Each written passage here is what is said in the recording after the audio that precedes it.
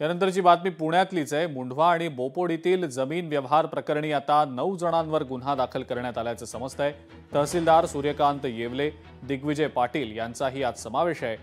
9 आरोपींमध्ये एक नाव हेमंत गावंडे यांचं देखील आहे। हेमंत गावंडे भोसरी जमीन व्यवहाराशी संबंधित व्यक्ती आहेत। गावंडे भोसरी जमीन घोटाळ्यातले व्हिसल ब्लोअर आहेत। मात्र या प्रकरणामध्ये आता हेमंत गावंडे यांच्यावर सुद्धा गुन्हा दाखल करण्यात आल्याचं समजतंय। पुण्यात खडक पोलीस स्टेशनमध्ये मुंढव्यातल्या जमीन आणि बोपोडी भागातल्या जमिनीच्या व्यवहारासंदर्भात गुन्हा दाखल झालाय। तहसीलदार सूर्यकांत येवले, दिग्विजय पाटील यांच्यासह यात 9 आरोपी आहेत आणि या 9 आरोपींमध्ये एक नाव हेमंत गावंडे यांचं देखील आहे। गावंडे यांच्या विजन प्रॉपर्टीज आणि अमेडिया कंपनीनं राज्य सरकारची ॲग्रिकल्चर डिपार्टमेंटची 5.5 हेक्टर जागा हडपण्याचा प्रयत्न केल्याचा आरोप आहे। हे तेच हेमंत गावंडे आहेत ज्यांनी एकनाथ खडसेंच्या भोसरी जमीन घोटाळा प्रकरणामध्ये व्हिसल ब्लोअरची भूमिका बजावलेली होती, ज्यामुळे खडसेंना आपल्या मंत्रिपदाचा राजीनामा देखील द्यावा लागला होता।